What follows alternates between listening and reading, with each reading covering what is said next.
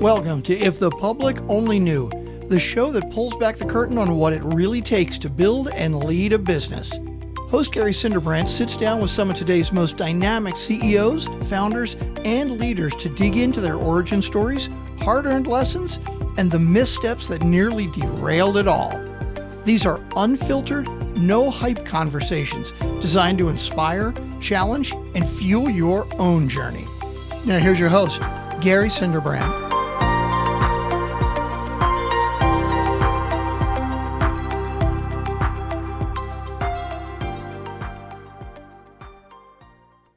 Welcome back to If the Public Only Knew.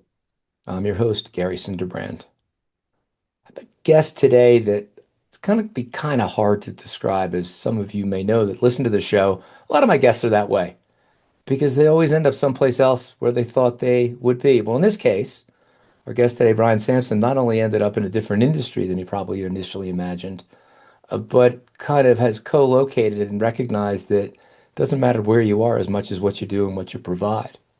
Brian is currently the CEO and founder of Plug Technologies, which, by the way, is not a technology company, although closely aligned. Coming out of UCLA with an MBA, Brian basically moved up to San Francisco, had a couple of interesting jobs in the tech space / HR, I think. And then one of them actually IPO'd, which must have been a nice day, and decided to move on from there. Brian, welcome to the show. I'm really interested to hear about your journey. And if we can start in San Francisco postgraduate and walk me right through Yeah, to your geography moves, your business sure. evolution, and how you ended up in Hawaii running a company that staffs American companies from Latin America. That's I think I right. said Yeah. that right. Yeah, Take it away, absolutely. sir. Absolutely. So, just so your audience knows, I didn't grow up in a family of entrepreneurs. My dad worked for the same manufacturing company forever. This was just like a total scary thing for me. I always thought it was for other people to do. And I ended up in San Francisco. So grew up in the Midwest, ended up in San Francisco, where I continued my career as basically a recruiter, but moved up the ranks. So I was running recruiting for a bunch of venture capital funded tech startups, and there's a billion of them in San Francisco. Everywhere you turn, every office, there's a new startup, and you see the evolution, from uh, IoT and fintech and SaaS, and now it's AI. There's always a new technology, there's always new VC money, and there's always um, something that's all the rage. But the one thing that they had in common was once they raised capital, they had to do a lot of hiring. So that's where I came in. They raised 10 million bucks or 20 million dollars. About 70% of that is allocated towards labor, mostly technical labor. So they would need someone like me to kind of spend all day sourcing and recruiting and trying to find the talent, to grow that company and increase the valuation, go to market, beat the competition. Maybe they'd be in that 1% category that had a successful IPO. So I did that a couple different times. Um, the two success stories that I'd say as a non-founder, just working in these companies, was a fintech called Lending Club, which when I joined in like 2012, 2013, seemed like only finance people knew who it was. And my job was to try to convince engineers to join it. It had a pretty successful IPO run, but pretty quickly a major crash. So it IPO'd in 2014, at the end of 2014, at a 10 billion valuation, which was the second biggest IPO that year after Alibaba. But within a year, there was a bunch of scandals, and the company is worth less than a billion today. Um, I used some of that, actually most of that, to pay for grad school. So I decided to get in this program. It was a pretty interesting program. It was with UCLA, but also National University of Singapore. Hmm. And I'll just quickly talk about the other exit, and then I'll talk about grad school. So the other exit I had is I worked for another tech startup. This is like a Series B company. It was called Soch, and Series B, if your audience doesn't know, it's kind of like a mid-stage startup. And uh, it wasn't a successful outcome in reality. It just looks good on paper, for appearances. And I can say this a decade later. Um, but Postmates, which was a big delivery courier startup company, basically bought the talent from Soch. And then later on, Uber bought Postmates, and you still might see a couple of people that stuck around for the full decade, from Soch all the way to Uber. That wasn't me, because I was in the middle of grad school. I I had a totally different thesis, and I love the concept of your show of where do we intend to go and where do we end up? Because you'll never believe it, but I picked the NUS, National University of Singapore and UCLA program mostly for the NUS part. Everybody knows UCLA, Sure. but uh, not many people know that NUS is actually among the top universities in all of Asia. And everybody in Asia knows it. Nobody in the States cares. But everybody in Asia seems to know that NUS is prime school. And all I wanted to do was be an expat in Asia. I just had this vision of I'd done a little bit of travel, skyscrapers in Shanghai and Singapore, and you see all these like Westerners as expats just living the life. And I really wanted that experience. And I grew up in a pretty sheltered, I didn't really leave the Midwest for vacations. We go to Wisconsin and didn't get a passport until my late 20s. So I felt like I had a lot of catching up to do, and I wanted that expat experience. And I realized it was pretty hard. I was living in San Francisco.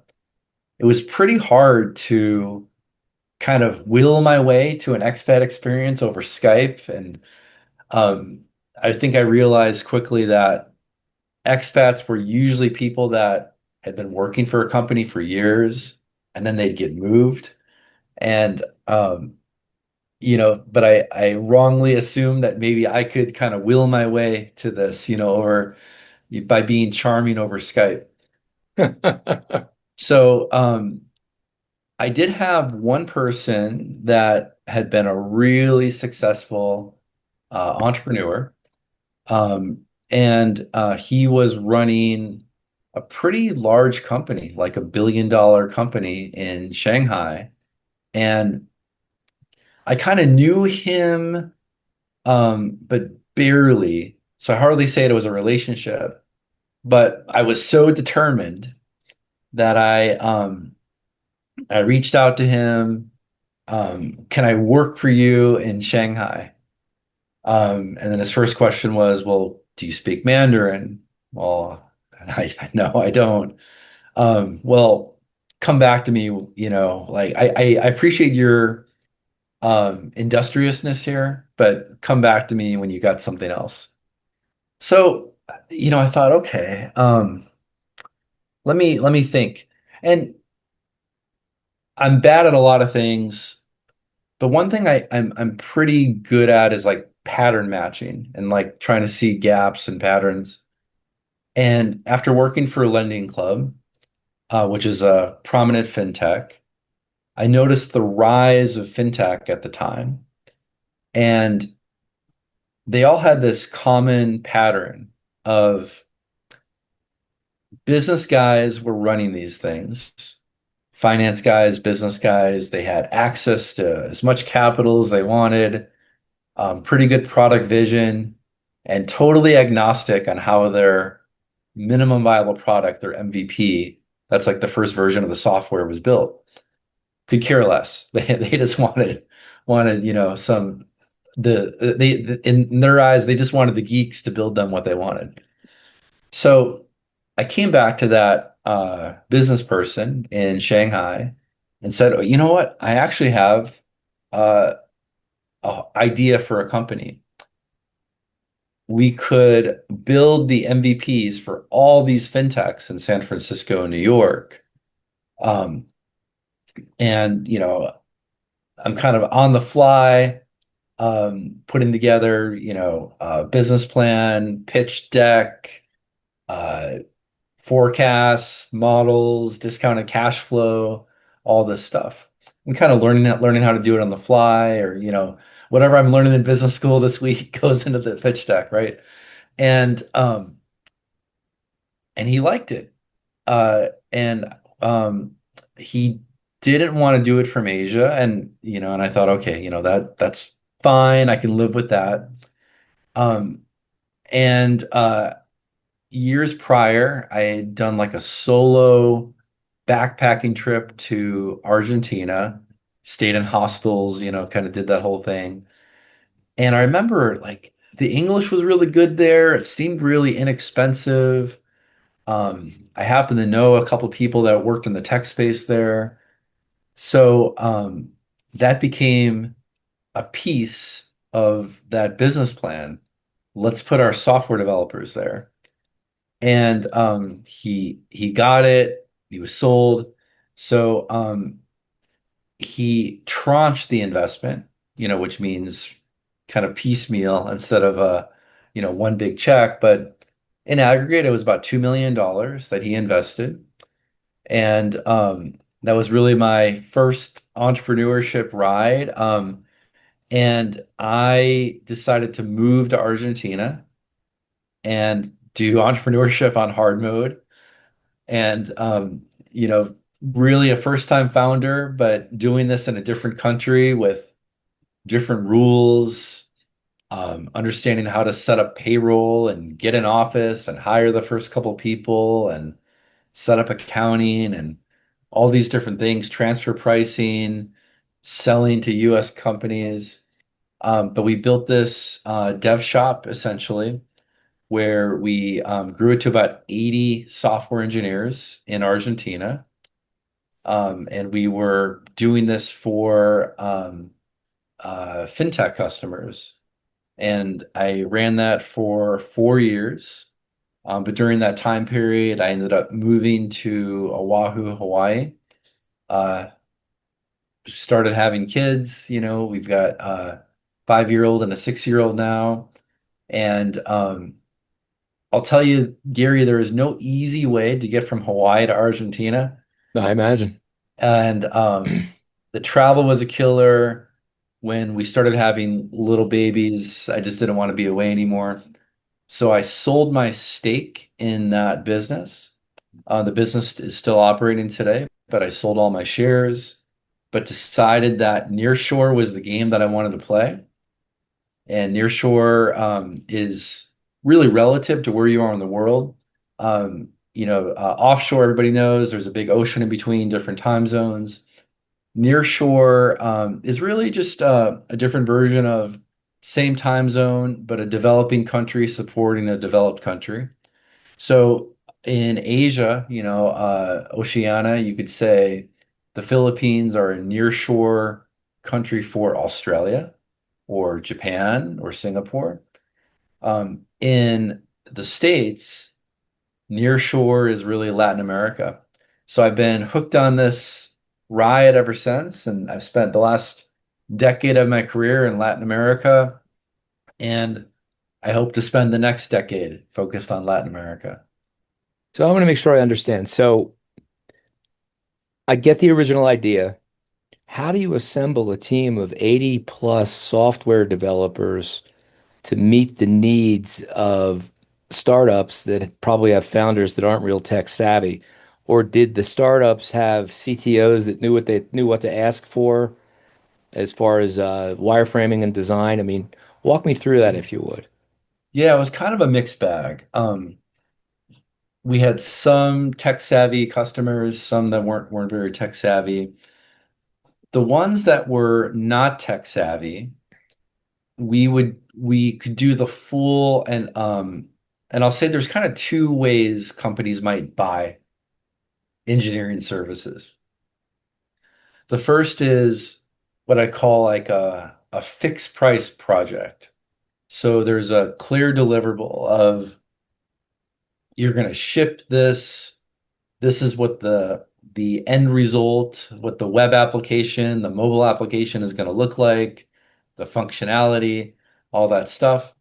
And we had all the middle men to do that. We had the architects, the product people, the CTOs, the senior developers. We had all that in our company so we could gather the requirement, spec it out, and deliver a fully executed piece of software. The other way, which seems to work more often when that company's a little bit bigger and they have their own tech people, but what they really need is acceleration through staffing. So they need more bodies, more good coders. Maybe they want talent arbitrage, so they get senior people for the cost of junior people. Or in a place like San Francisco, where in tight labor markets, there's way more jobs available than there are coders. So sometimes you just need access to a different talent market. It's not even just about cost, it's about access to labor that knows what they're doing, that can build it, think creatively, solve problems. So Argentina has always been a really good place for that. They export a lot of talent, meaning they stay in Argentina, but they're working remotely for US companies. So they're kind of used to US culture, US norms, software rhythms, agile environments. So for those larger companies, we would basically source, screen, vet software developers. And then oftentimes that client might do a final interview just to make sure. And then it becomes a recurring revenue business. So the first model, the fixed price project, the client doesn't care if we have 3 engineers or 30. It's not really none of their business. They just want the end software to work. Okay. And the other model, they're paying directly for man hours, but it also gives them flexibility. So, on a week to week basis, maybe their product guy has a different vision. They're not locked into anything. They can pivot, shift, change their mind. Oftentimes executives, chase bright, shiny things. So they want a flexible software team. Um, but the first model, once that work was done, that's it. And the second model, it's recurring revenue. We send an invoice every month for, hours billed. So are those coders actually working for the US company or they're working for you and They're you're under on contract with the US company? they're on our payroll, and then we're sending an invoice to that US customer.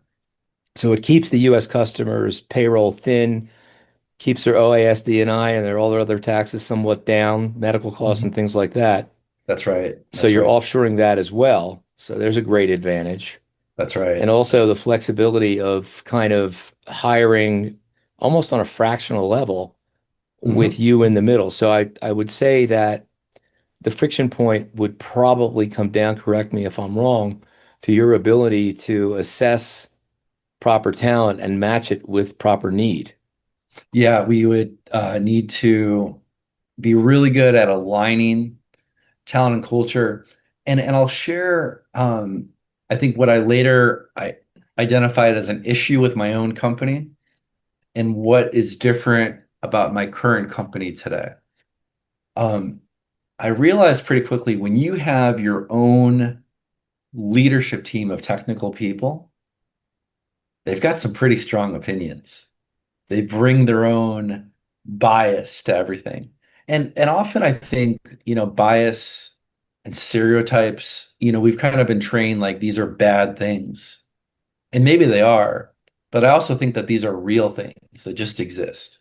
And a way that I might even share like a kind of an obvious example.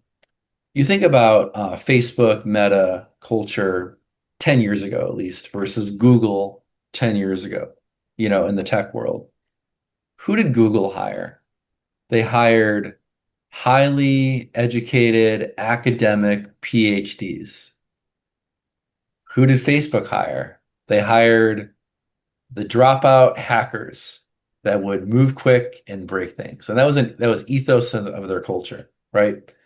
So that meant that if you're a hiring manager at Facebook, you're looking for the guy with open source code and they're hacking stuff and the PhD resume, yeah, that's not really a fit for us.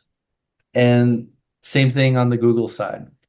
They get the college dropout resume. Ugh, this is not for us. Like they're bringing their bias, to the table. So I realized that we, as a tech leadership team, brought tons of bias, as we were looking at and evaluating resumes. This person's great, and then the customer might think, not for us, right? And then you kind of have this clash. So as I founded Plug almost 4 years ago, Plug is straight staffing, and we we fully embrace and make it our most important factor in understanding what does our customer want, what do they need, what are their biases, like what's their baggage, what are they bringing into this decision. And again, good, bad, it's just being real, authentic, truthful. What are they bringing to it?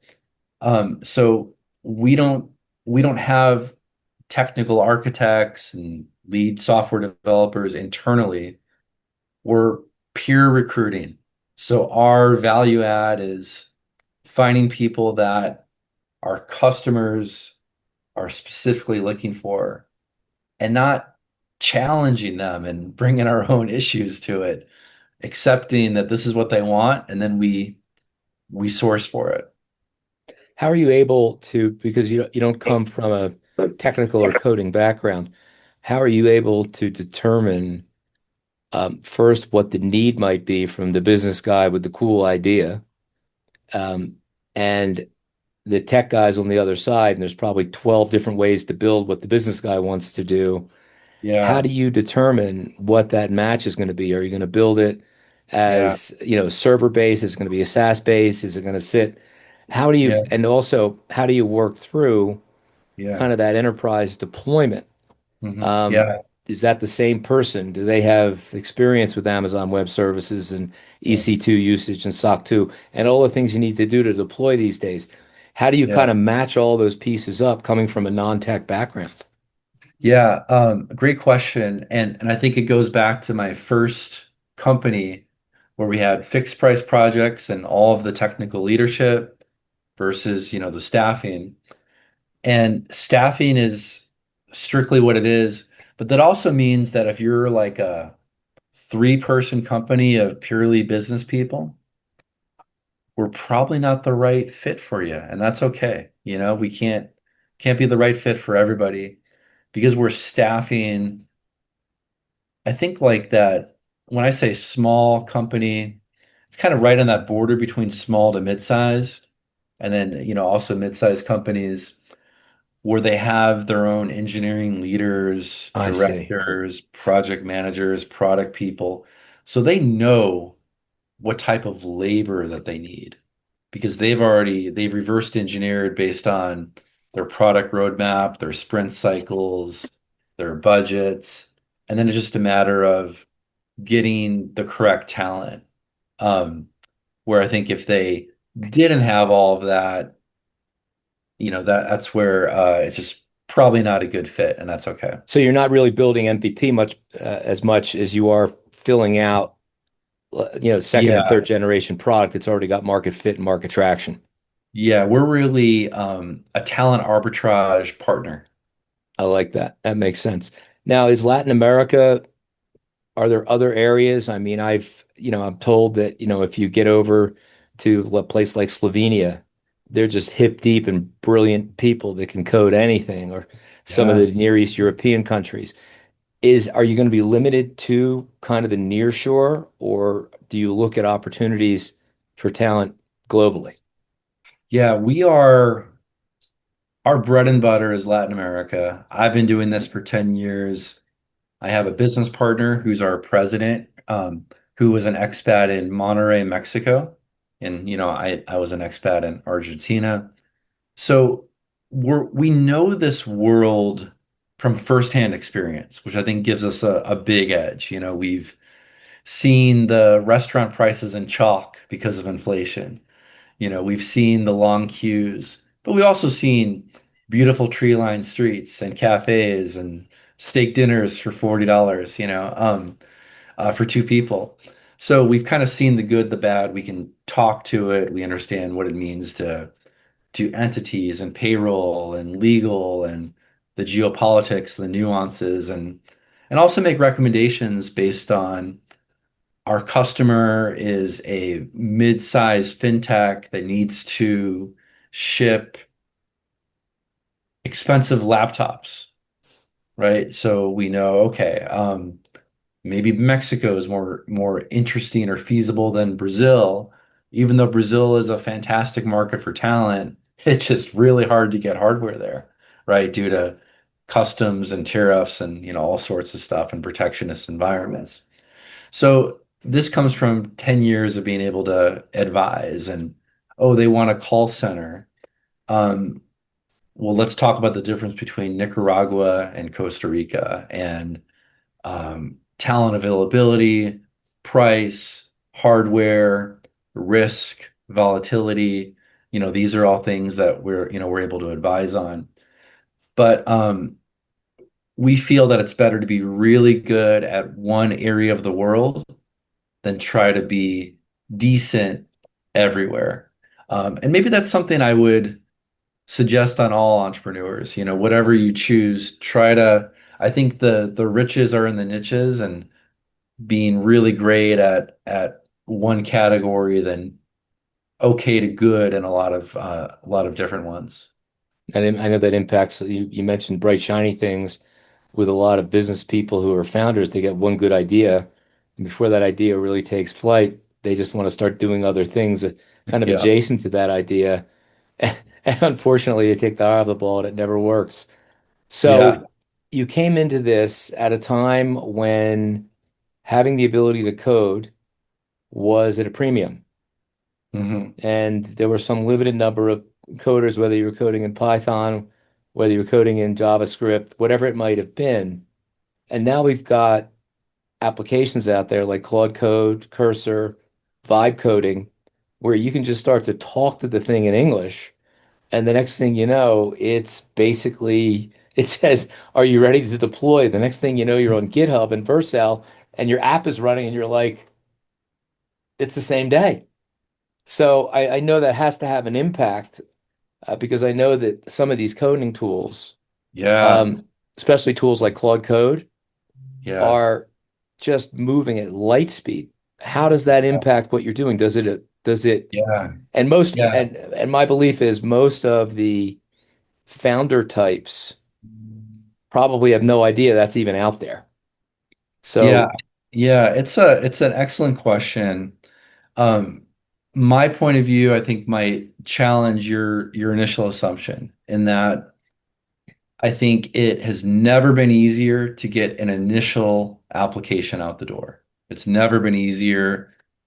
Product vision to like a working prototype, pretty decent code, vibe coding, all that stuff, right? Where we have not seen any impact. In fact, we've never been busier is these mid-sized companies. Because the problem with the code generators, the Claude code, all this is if you already have legacy code, there's a lot of complexity built in and trying to integrate new AI code. It's not always clean as you'd hope either. There's a oh lot of no, it's not clean at all. I have personal yeah, yeah, experience. yeah, yeah, yeah, I phased that question because I've just been through that. And yeah, fortunately, um, I've got quote unquote friends in the industry Yeah. who are taking an idea that I had that I vibe coded into a prototype, which was way better than I thought it would be. Yeah. But I realized to take it to the next level. In other Yeah. words, all of my stuff, all my algorithms, they're all running on the console. All you do is hit F12 and you see everything I built. And it's Yeah. like, I can't do that.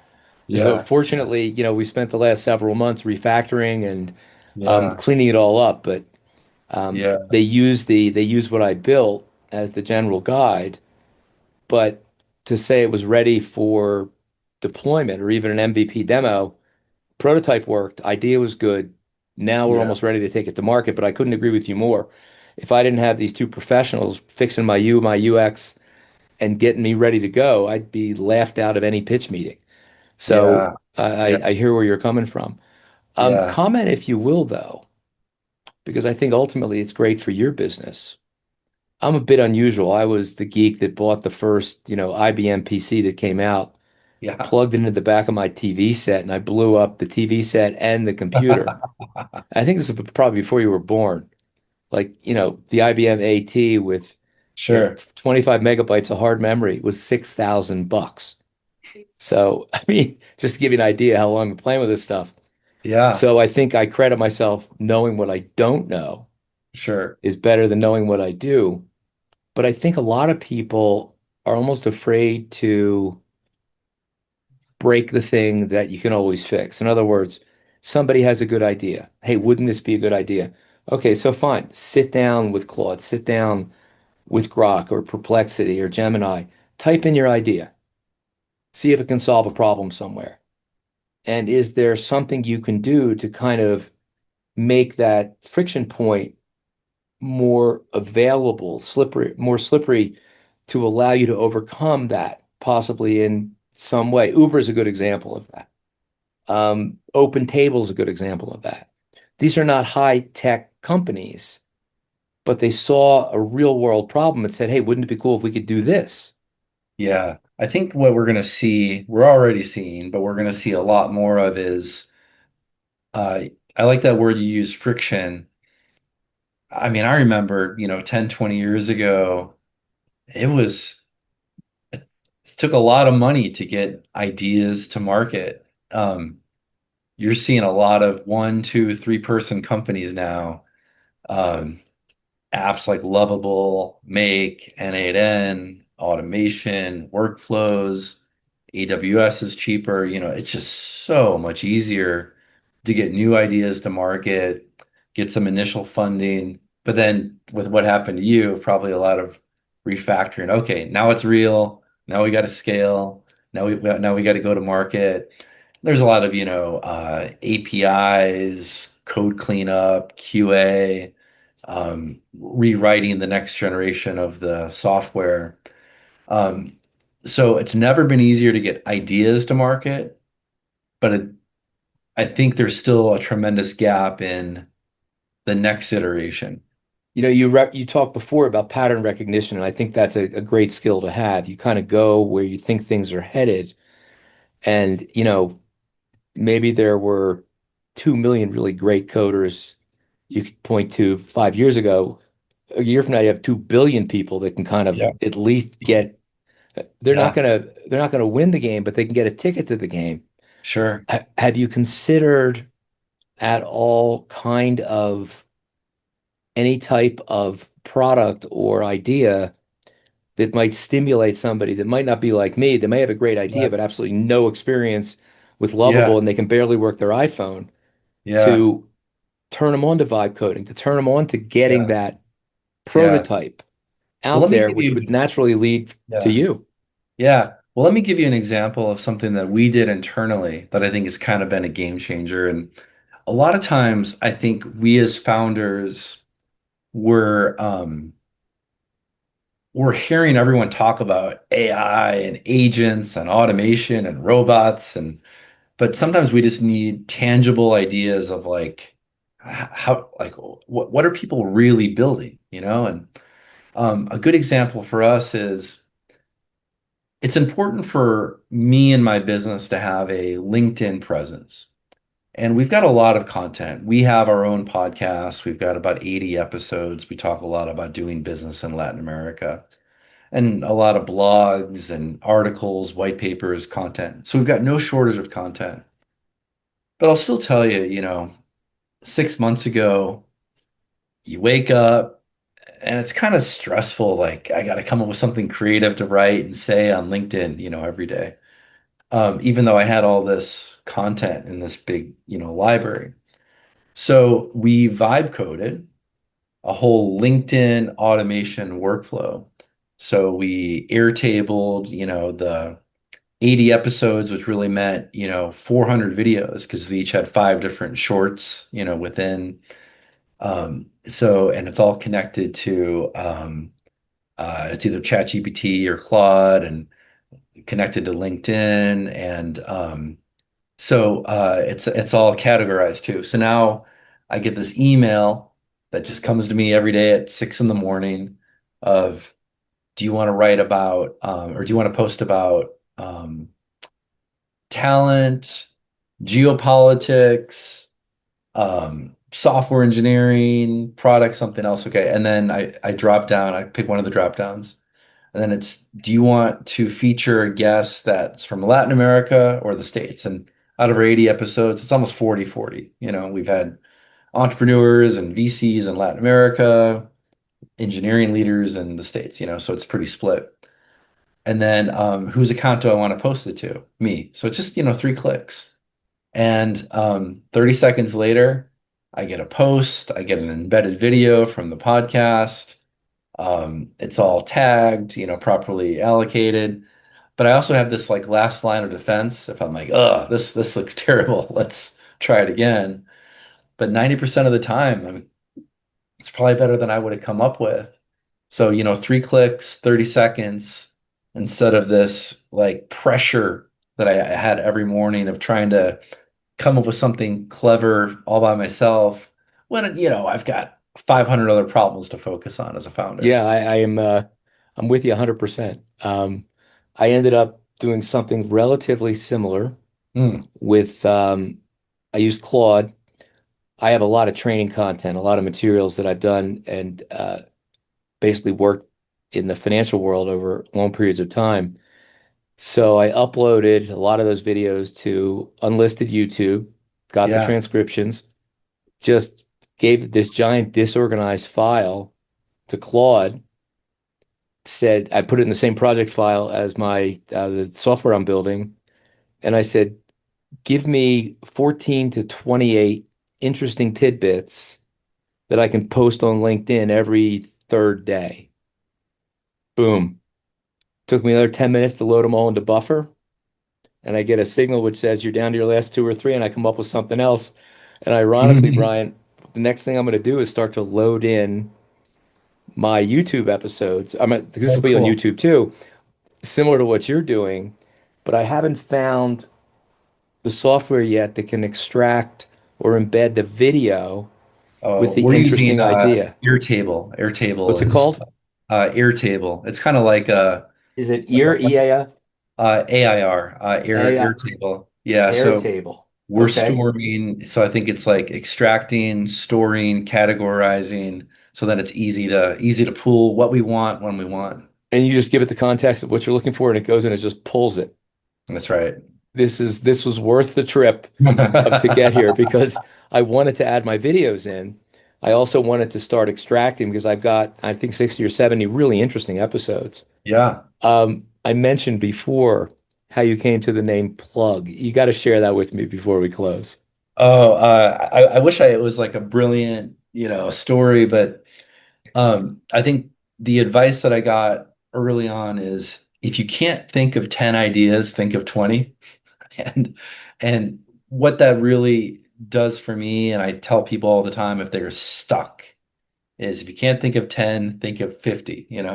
Um, and basically what I think we do a lot is we censor ourselves too much. Like we nix ideas right as we write them down or they come off our tongue, and then we put all this immense pressure and you can't think of anything, right? So I was just like sitting down one day, I had some other business colleagues and let's just fire away, so we threw like 50 names on the board and started playing around with it and looking at domains and everything. And we like plug. I think the pun of it is like, let's plug in talent at your company, but that's not even as important as I think it's a one syllable name that is mostly easy to spell and find, and we've been pretty happy with it. That's cool. I had a guest on some time ago that was the founder of Zico coconut water. Yeah. Also a Latin American root in that he was an executive with a packaging company. I'm trying to remember which one, paper and Okay. packaging, um, and basically living in Latin America and found how coconut water was just, no big deal, it was the daily drink. So Yeah. from there, he founded Zico, started selling it literally out of the back of a truck in New York, got some traction, believe it or not, with Bikram Yoga Studios Oh, is wow. how he Okay. showed up, literally Yeah. selling it out of a truck. I said, how'd you come up with Zico? He said, we just sat around. We wanted something people could remember that you'd notice. And there's not a lot of companies out there with four Yeah. letters that begin with Z. I said, Hmm. that was it. He goes, that was it. Yeah. So long story short, Coca-Cola buys him in the early 2000s for I think 2 or 300 million dollars. He Yeah. buys the Yeah. company back 2 years ago for 20 million. That was a good arbitrage. Wow. So That's incredible. That's I mean, it incredible. was, and he started out working, I think it was International Paper was his original job. So, Brian, this is just fascinating stuff. I'm definitely checking out Airtable. Yeah. Um, for anyone out there, I would leave you with kind of two messages. Yeah. And Brian, please feel free to correct me if I'm wrong. One being speaking as an inventor, if you will, or a founder. I had a great idea for a piece of software in financial services that I got to prototype using Lovable, Yeah. and then quickly realized I was onto something, and then even more rapidly realized I had no idea how to turn it from a working prototype into a real product. Now, I was fortunate. I had some Yeah. friends in the business that loved the idea and are getting me to the point now where I'm enterprise ready. I know we're going to need more people as Yeah. we develop further, so we could be calling you for Okay. supplemental talent, but I'm going to We'll be have ready. my chief engineer reach out and say, hey, here's what I need, because Yeah. I won't even know what to ask for. But the story that I really want to emphasize is I knew a little bit about it. I knew it could be done. I had no idea that I could just speak in plain language to some of these Yeah. vibe coding tools, including Claude Yeah. Code Isn't that and cool? Lovable and some of the other ones you mentioned. So don't be shy. If you've got an Yeah. idea, sit down, open up Claude, and just start talking to it. Gemini will do the same thing. Don't be Yeah. afraid when you see code appear on the screen because that's what they want to do. Yeah. Um, so the distance is not that great, and I would encourage you if you just have a good idea, you want to see if it goes anywhere. I came up with my working prototype. It took me 2 days to come up Yeah. with literally a working prototype. So Yeah. I would emphasize that. Tell me how people find you Yeah. and Yeah. what your ideal client looks like. Yeah. Something I'll just add as a reinforcement is I think my favorite part of ChatGPT is the voice. So like, I've got the Bluetooth and I'll just kind of hook it up while I'm driving and talk to it. Because to your point, I think when I write, I've got my fingers on the keyboard, I'm trying too hard to like have the right scope and the right prompt. But when I'm just talking casually, it's pretty good at understanding what I'm trying to say and then reframing it. And then I can ask a tighter question because, it's almost like re-asking me the question or, what would you like me to do next? But where can people find me? I really appreciate that. Plug Technologies, and the website there is plugg.tech, Tech. My email is simply brian@plug.tech. And our ideal customer, I think we talked about this a little bit, is you probably already know what type of talent you need. You're just looking for a way to get access to that talent. And I'll say, the market has shifted a lot over the last few years. I think we used to want to jump to Fiverr or Upwork and kind of do it yourself, but a lot of the better talent, they're not on those platforms anymore. There's a lot of cost prohibitive things that I think just dumb decisions, honestly, that those platforms did to deter the best talent. So a lot of people are they're looking for people that can connect them, facilitate. They're looking for interesting projects. They're looking for challenges. They're looking for pay in US dollars. They're looking for remote work. But most importantly, if you think about the history of Latin America, it's a volatile place where people don't naturally trust new entrants. You need to earn the credibility. And that's what I've worked so hard for the last 10 years to do is earn the credibility of the talent. We take care of them, we pay them. So when we reach out, they know us, they check references of other talent, and that helps us a lot in making the right introductions. Brian, it's such a cool niche that you're in. Large barrier of entry. You got a nice moat that you created around you and the flexibility to deliver. Thank you so much for joining me today. It's a really fascinating story. My Appreciate your pleasure. time. Thank you. Thank you. Best of luck in the future. Thank you. Thanks for tuning in to If the Public Only Knew. Don't forget to follow the show and share it with anyone who's ready for the real raw stories behind the business successes. Join Gary next time for another powerful conversation that will leave you inspired and ready to take action.